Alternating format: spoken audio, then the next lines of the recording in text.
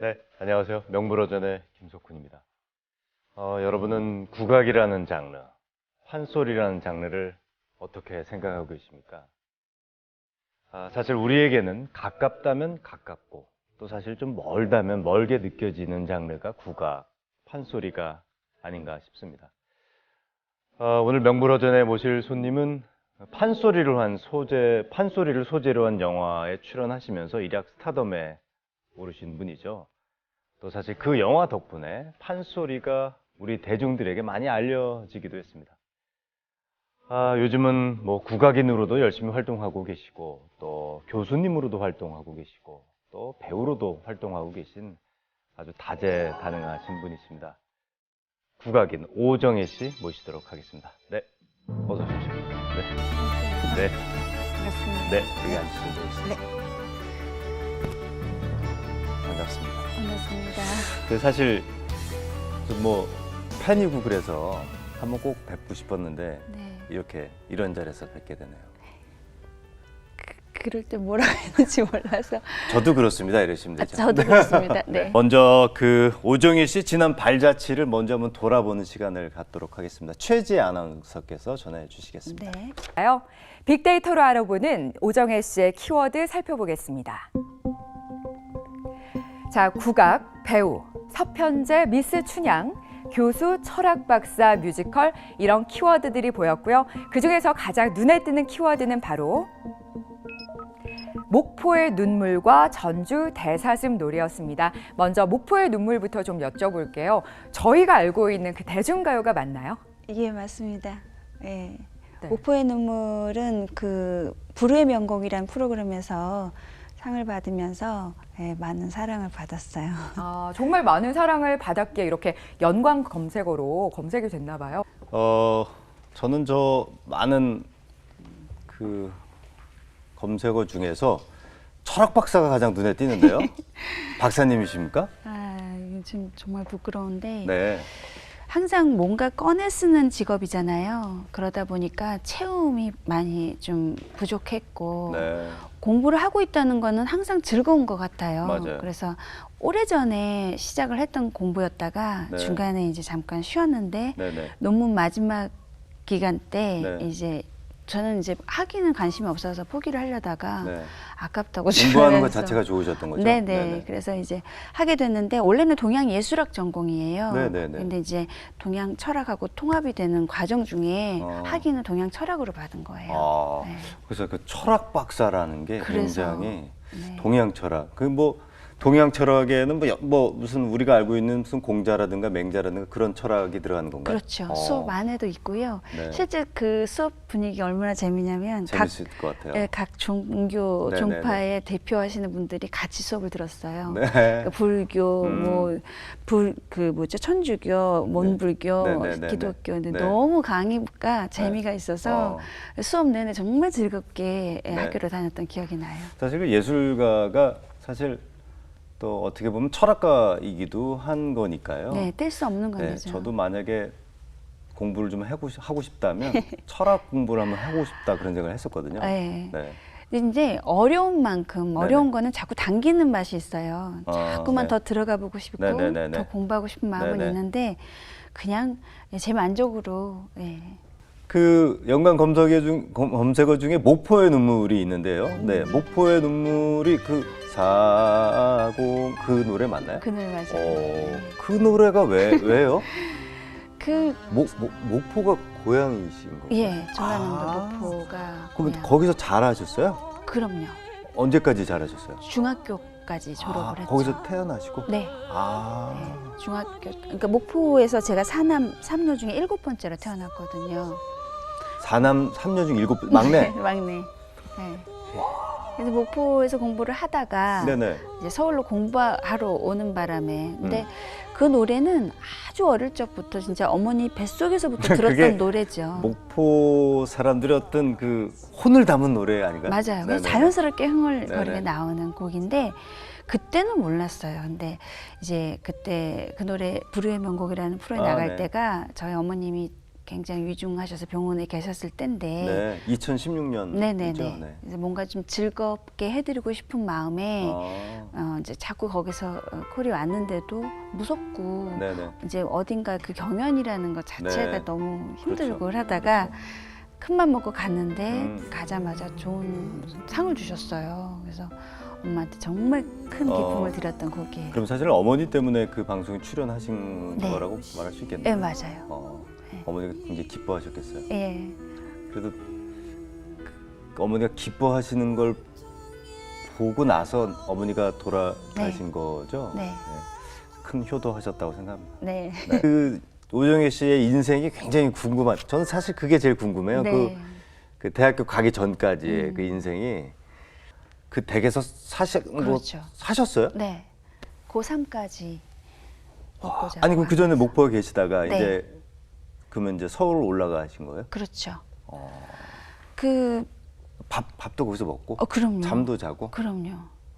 그러니까 그러면 밥값이나 이런 건 안 내나요? 안 받으셨어요. 아, 네. 그게 저한테는 좀 궁금했어요. 네, 한 푼도 받지 않으시고 네. 말 그대로 이미 이제 기라성 같은 제자분들이 계시는데 네네네. 이른이 훨씬 넘으신 네네네네. 나이에 저를 굳이 제자를 삼아야 될 이유는 없으셨어요. 그렇겠죠. 그러니까 이제는 뭐 네.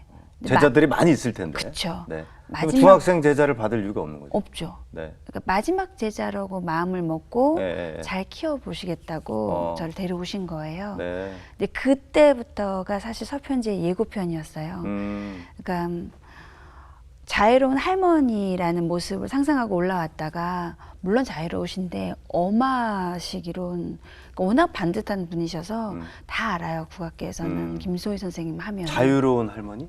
자애로운 자애로운. 네. 아, 네. 자애. 자애로운 예. 네. 근데 자유롭진 않으셨을 것 같다는 생각이 들어요. 아니요, 또 의외로도 다른 면도 갖고 그래요? 계시는데, 네. 근데 이제 선생님의 가장 큰 교육의 지표는 사람이 되는 거였거든요. 바른 인간한테 나오는 소리여야만 사람의 마음을 움직일 수 있다라고 하셔서 예의범죄를 굉장히 중하게 생각을 하셨어요. 그래서 첫날 첫 번째 하루부터 이제 야단을 맞는데 야단을 치실 때 보통 소리를 지르시거나 화를 내시는 게 아니라요. 잘못된 것을 나이가 어려도 바로바로 이렇게 지적을 하세요. 그 자고 난 이부자리를 개본 적이 없죠. 칠남매 막내가. 막내셨으니까. 근데 김밥말처럼 많은 것처럼 말아서 쑥 넣었다가 조용히 부르시더니 다시 개라고. 조용히 불러. 네. 나지막하게 천천히. 되게 화내셨을 것 같은데. 아니요, 아니구나. 그게 야단이세요. 아. 그래서 이렇게 접어서 접은 편이 보이게끔 장롱에다 집어 넣어야 되는 거다. 이렇게 접어진 부분이 접어진 부분이 예, 보이게. 해서 맞아요.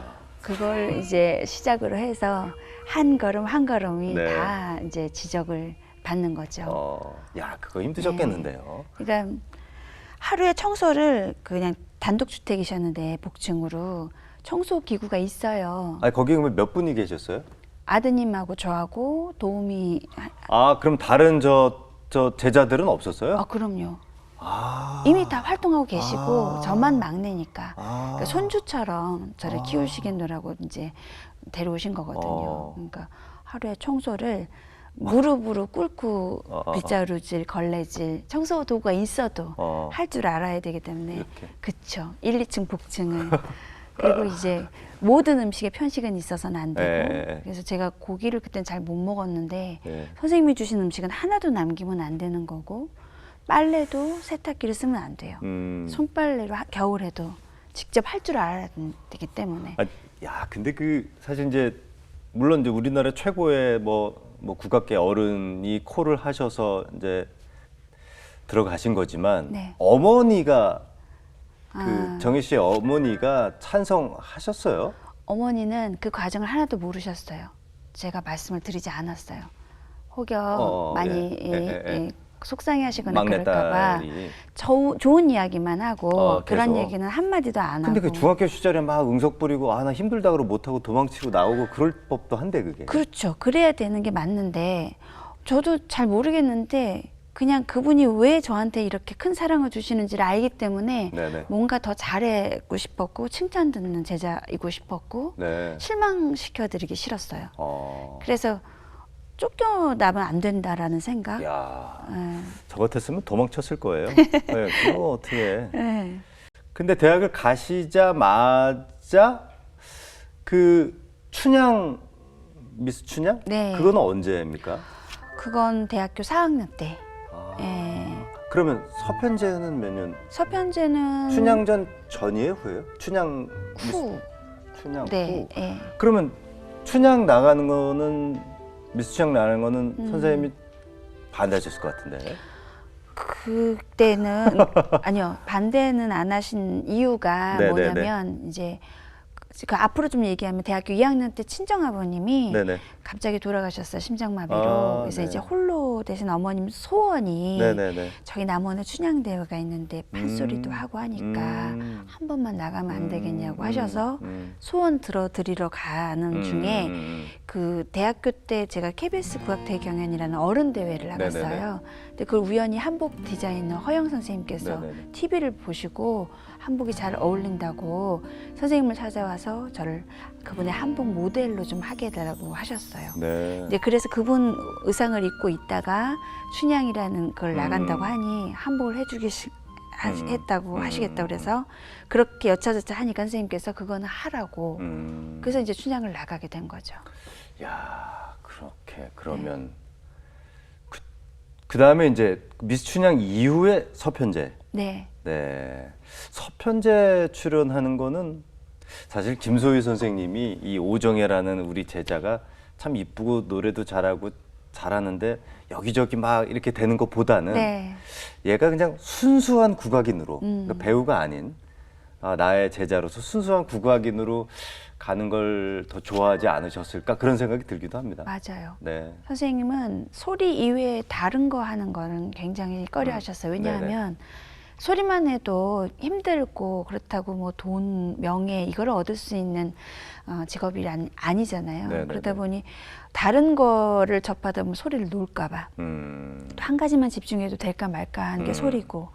그러셨는데 그 전에 영화 이전에 제가 연극을 한 편 했어요. 춘향 그러셨다면서요? 되자마자. 뭐 하늘천 따지? 네, 하늘천 따지라는. 근데 강령걸 선생님께서 연출하신 작품에 가자마자 바로 연습이 들어간 거예요. 그날 그건 잠깐 왜 하게 되신 거예요? 그 미스 춘향을 나갈 때 사회를 봤던 친구가 그 당시에 그 이원승 씨의 처제였어요. 전 부인이. 그래서 우리 형부가 이런 사람을 구하는데 한번 해보지 않겠느냐. 그래서 따라갔다가 가는 날부터 연습이 들어간 거예요. 그러면 그 하늘천 따지는 이원숙 씨가 제작한 거예요? 제작을 했었던 거죠. 그래서 그럴만 하군요. 그때 선생님한테 쫓겨날 뻔했어요. 그러니까 이미 다 연습이 들어가고 포스를 찍고 나서 선생님. 아니 그런데 김소희 선생님이라는 분이 그렇게 완고하시고 굉장히 그런 분인데 내가 이거 연극을 출연하면은 이거 보나마나 혼나겠다를 아셨을 텐데. 알죠. 용기가 대단하십니다. 근데 가슴이 막 콩닥콩닥 뛰면서도 사실 판소리 하기 이전에 저의 꿈은 연기자가 된 거였어요. 아, 그래요? 네. 사실 뭐 오정혜 씨 하면은 서편제 얘기를 빼놓을 수 없죠. 이게 뭐 너무나도 많은 질문을 받으셨을 거고 너무나도 많은 답을 하셨을 텐데 그래도 뭐 여쭤볼 수밖에 없는 것이 서편제 아닌가 싶습니다. 저도 92년인가요 그때가? 네.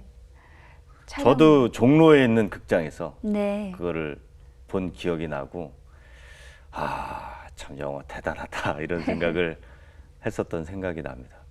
가장 인상적이었던 장면은 그 롱샷이죠. 네. 쫙 멀리서 그 영화의 그런 그 샷이 뭐 다들 기억하고 계실 건데 그런 샷이 있을 수가 없는데 그게 테이크가 한 5분 이상 갔나요? 네. 진도아리랑 청산도에서 이렇게 그게 가지고. 청산도예요? 네.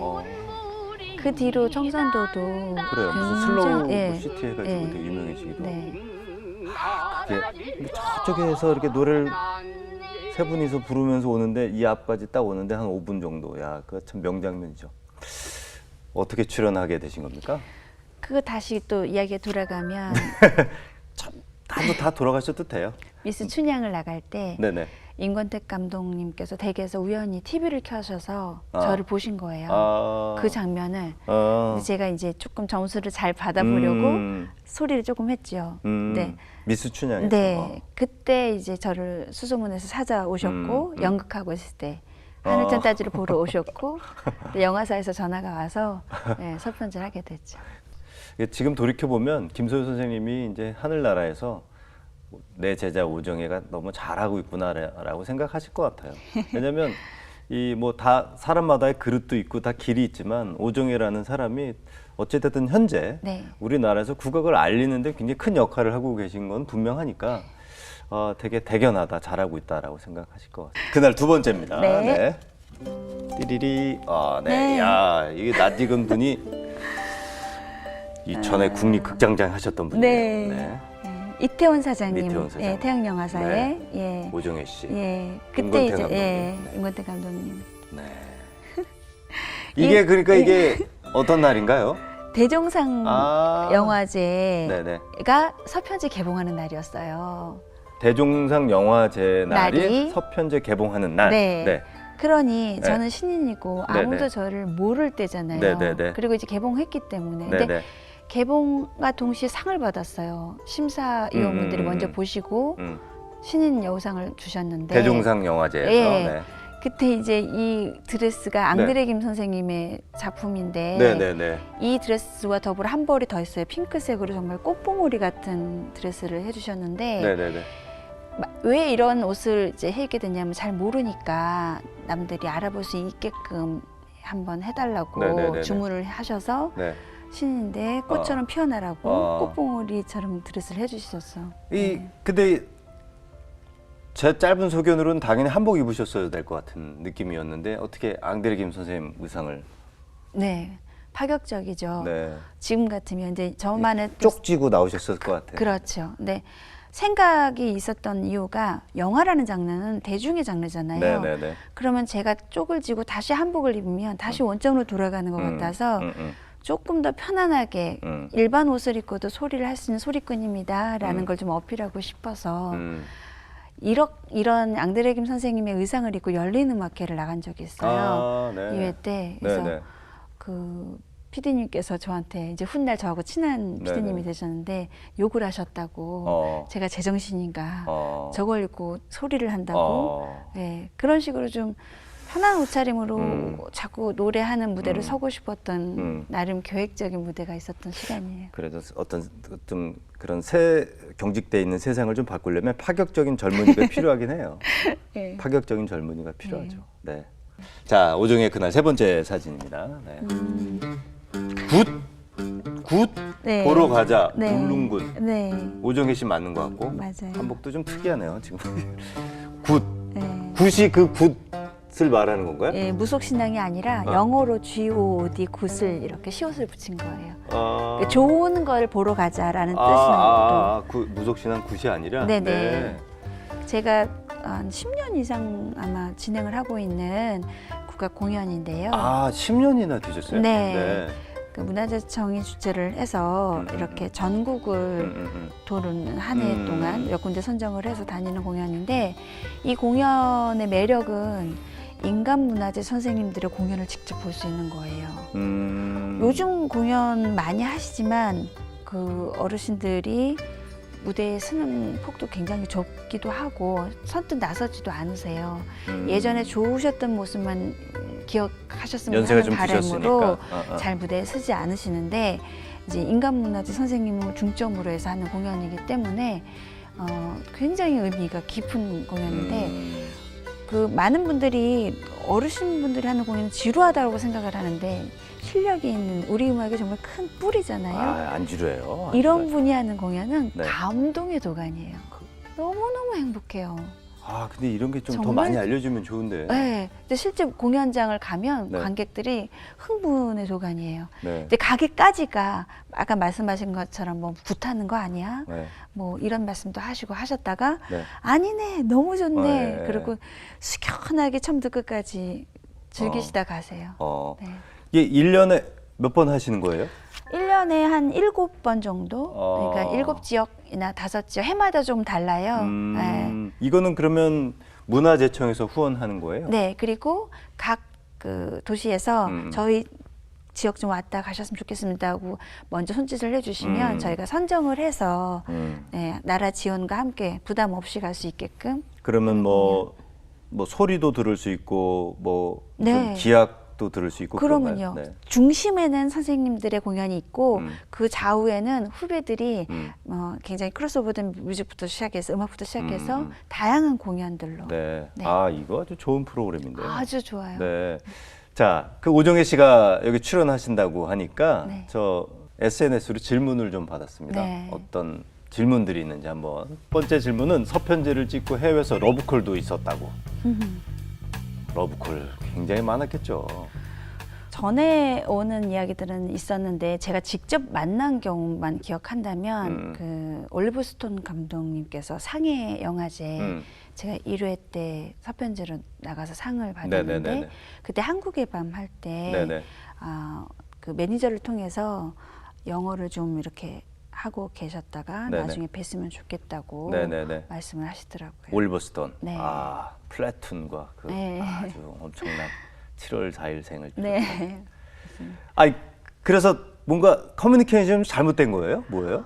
그런데 그게 한국에도 오셨고 했는데 이게 뭔가 한국에 오셨어요? 나중에 오정희 씨를 만나러?